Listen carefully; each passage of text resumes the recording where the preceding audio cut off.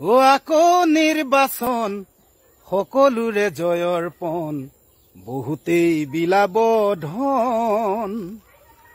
দেশত আকৌ হব ঘোষণা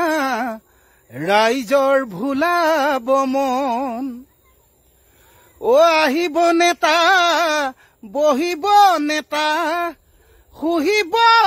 দুখীয়াৰ তেজ এনেকৈয়ে চলিব ৰাম ৰাজ্য চিধা নহয় আৰু কাৰোৱেই নেজ এনেকৈয়ে চলিব ৰাম ৰাজ্য চিধা নহয় আৰু কাৰোৱেই নেজ আমি বুৰ কৰা নেতা কেঁকুৰা ৰাইজেই বজাব তালি আমি বুৰ জ্বলা নেতা কেঁকুৰা ৰাইজে বজাব তালি ভাষণৰ ভাৰ পাছতহে খুলিব খুলিলেই ওলাব বালি ও নেতা ধনী হব ডিঙিত মণি হব ৰাইজক দেখাব পিঠি টেবুলৰ তলেৰে মাননি মাগিব পৰিমাণ শুনাব ডাঠি ও আকৌ নিৰ্বাচন সকলোৰে জয়ৰ পণ বহুতেই বিলাব ধন জাতিৰ কাৰণে মইতো গান গাইছো গান এতিয়া মই তাক ইমান মই চিনি নাপাওঁ কিন্তু দেই জাতিৰ কাৰণে মাটিৰ কাৰণে গান গোৱা ৰাজীৱ খদিয়া ঢুকাইছে সকলোৱে দুখ কৰিছে কি ক'ব বিচাৰিব ৰাজীৱ খদিয়া না it's a sad thing that আমি সহায় কৰিছো আমি এতিয়া মই তাক ইমান মই চিনি নাপাওঁ কিন্তু দেই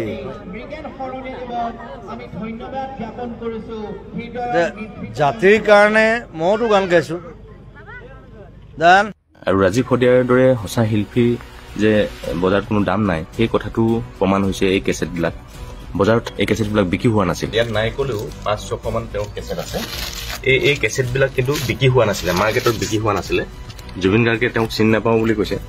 অথচ সেই জুবিন গাৰ্গেই এই কেছেটখনত কণ্ঠদান কৰিছিলে তেওঁ কণ্ঠদান কৰা এই কেছেটখন এই এলবামটো কিন্তু মাৰ্কেটত কিন্তু বহুত বিক্ৰী হোৱা নাছিলে ইমান কেছেট আছে চব খাক খাই আছে এই কেছেটবিলাক মই আপোনালোকক মাত্ৰ এবাৰ দেখাই দিছোঁ আপোনালোকে যদি চায় এইখন হৈছে মূল জীয়া নৈ অসমৰ ৰাইজে ইতিমধ্যে গম পাইছেই যে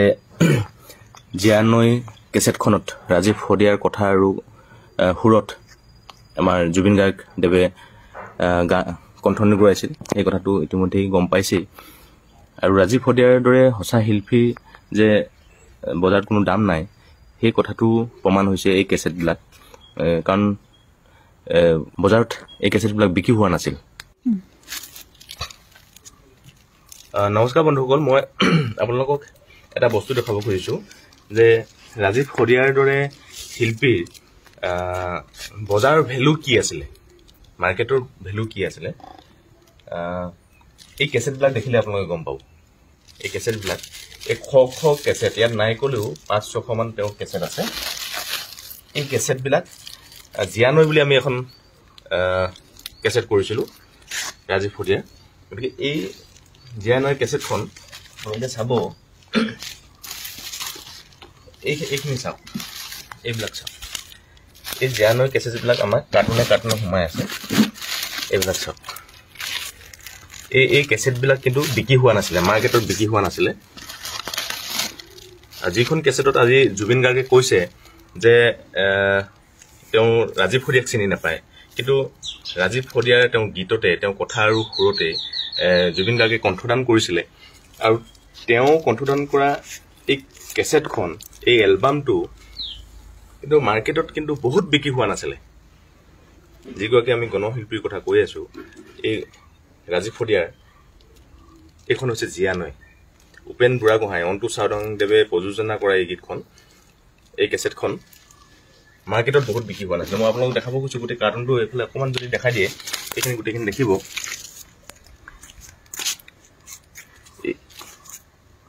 এইবিলাক আপোনালোকে চব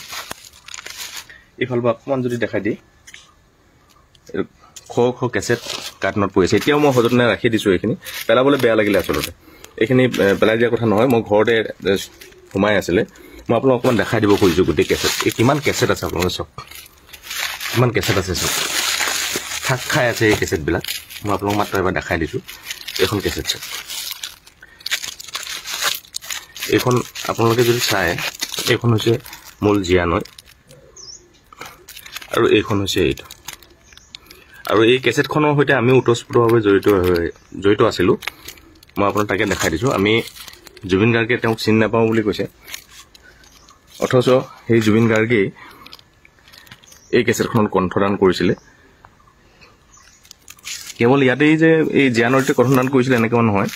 আৰু কেইবাটাও গীততো ৰাজীৱ শদিয়াৰ জুবিন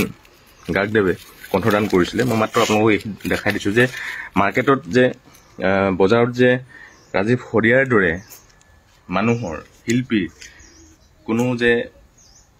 দাম নাই ভেলু নাই সেই কথাটো জানো প্ৰমাণ কৰা নাই মই মাত্ৰ এইখিনি যে এতিয়া মই ৰাখি থৈছোঁ সেই কথাখিনিকে মই দেখাব খুজিছোঁ যে ইমান টকা পইচা খৰচ কৰা হ'ল কিন্তু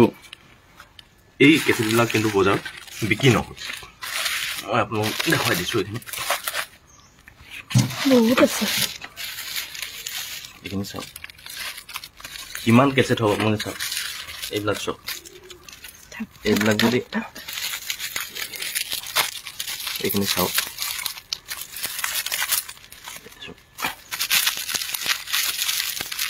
এইবিলাক অজস্ৰ কেছেট এইবিলাক কেছেট চাওক এই কেছেটবিলাক চাওক ইমানবিলাক কেছেট বিক্ৰী নোহোৱাকৈ থাকি গ'ল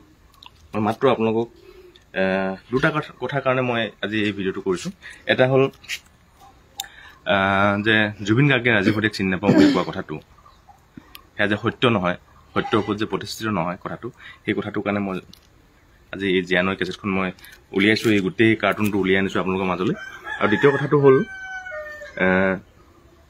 এই যে ৰাজীৱ শদিয়াৰ দৰে যে শিল্পীৰ বজাৰত যে কোনো ভেলু নাই বজাৰত যে সঁচাকৈ আমি ৰাজীৱ শদিয়াক হেৰুওৱা নাই আমি এটা নক্ষত্ৰক হেৰুৱাইছোঁ কেছেটবিলাক দেখি ইমান বেয়া লাগিছে হয়নে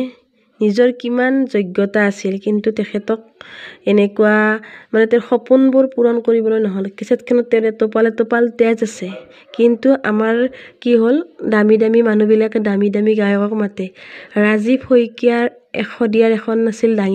দামী গাড়ী এখন নাছিল দামী ঘৰ সেইকাৰণে চাগে তেখেত পিছ পৰি আছিল সঁচাকৈ বহুত বেছি দুখ লগা ঘটনা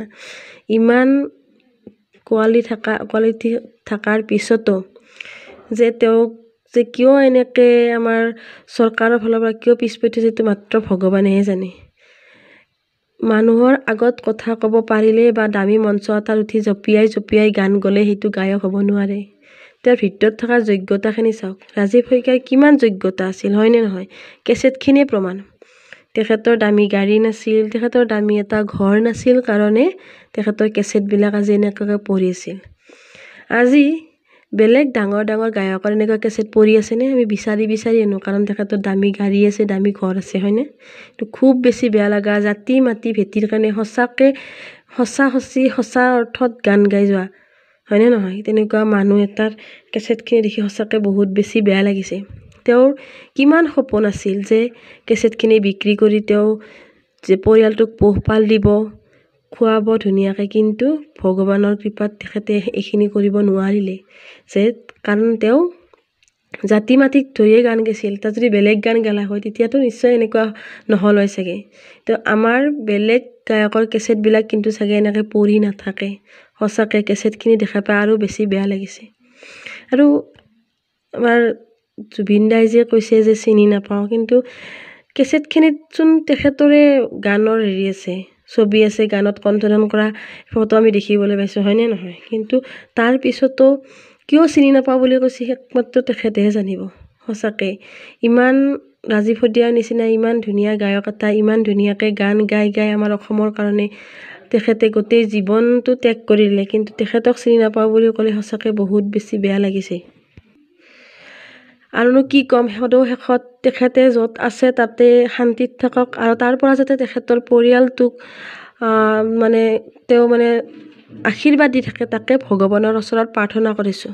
ঠিক আছে, মোৰ ক'ব লগাখিনি ইমানেই। আপোনালোকৰ কিবা ক'ব লগা থাকিলে কমেণ্ট বক্সত কমেণ্ট এটা কৰিবলৈ নাপাহৰিব। আৰু যিসকলে মোৰ ভিডিঅ'বিলাক চাই আছে তেওঁলোকক বহুত বহুত বহুত ধন্যবাদ। ভগৱানে আপোনালোকক মংগল কৰক। আৰু যিসকলে মোৰ ভিডিঅ'বিলাক নতুনকৈ আহিছে মোৰ চেনেলটো ছাবস্ক্ৰাইব কৰি দিব, কাষতে থকা বেল আইকনটো টিপি দিব। জয় আই অসম।